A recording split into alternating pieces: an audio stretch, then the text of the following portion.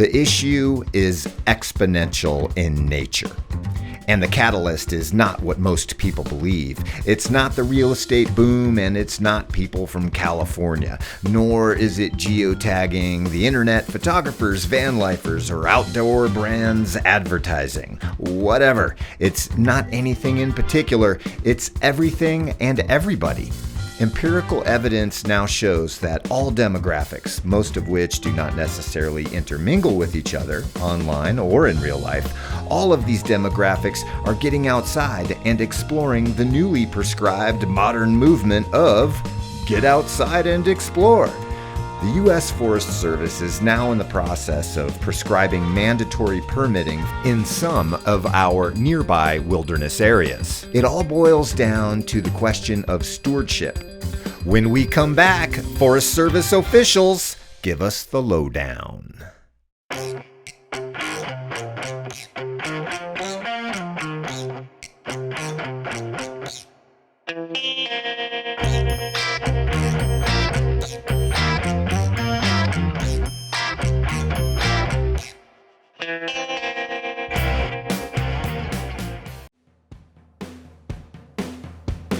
Wilderness is a special designation, and straight out of the Wilderness Act of 1964, when most of our wildernesses here were designated, it is a place where earth and its community of life are untrammeled by man, where man is a visitor who does not remain.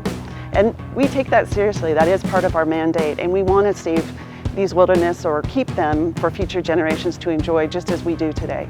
Hi, I'm Jean Nilsen-Dean, Public Affairs Officer for the Deschutes National Forest. I want to talk to you today about what's going to be happening this summer and over the next couple of years in our wilderness program. Backyard Bend had a long conversation with the Forest Service, and the results really surprised us.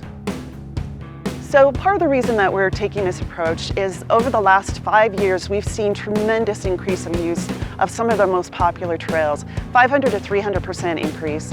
And what we're trying to do is spread that use across space and time. We're trying to get people to use other trails. For example, in the Three Sisters Wilderness, there's 5 trails experienced 55% of the use throughout the whole year. Yeah, you know the trails. Those Green Lake trails over there by Devil's Lake past Mount Bachelor, they get hammered.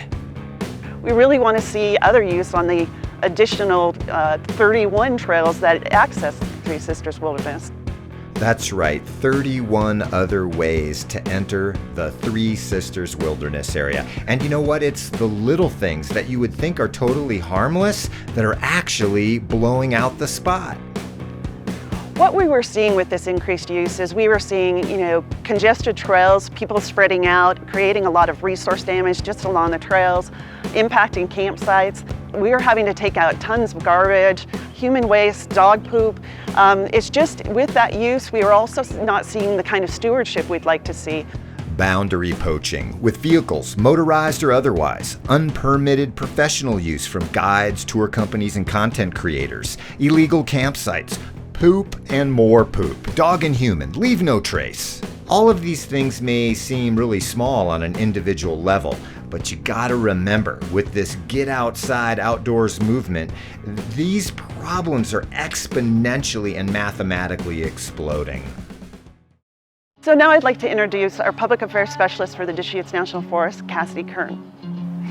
Here in Central Oregon, we love our public lands, and that's one of the things that really unite us as Central Oregonians. We can go out and mountain bike together, we can ski, we can ride our horses, but all of us are in this together. That includes the managing agencies, and it includes all the people watching here today. We manage the forest based on hard evidence, based on the research that we've been doing with the OSU Cascades researchers, with the boots on the ground that we get at the trailheads collecting all of that data. We've seen the increases, we know it's here, and so our response to that as a management agency is to say, well, what do we need to do to protect these special places for present and future generations? I hope that my grandfather enjoyed this as much as I do, and I hope that my son enjoys it as much as I do as well. And the only way that we know how to do that for sure is that we take these management actions, which will help people enjoy this for decades to come. Our local United States Forest Service office will be hosting a variety of democratically structured public forums regarding permitting in the Three Sisters Wilderness area.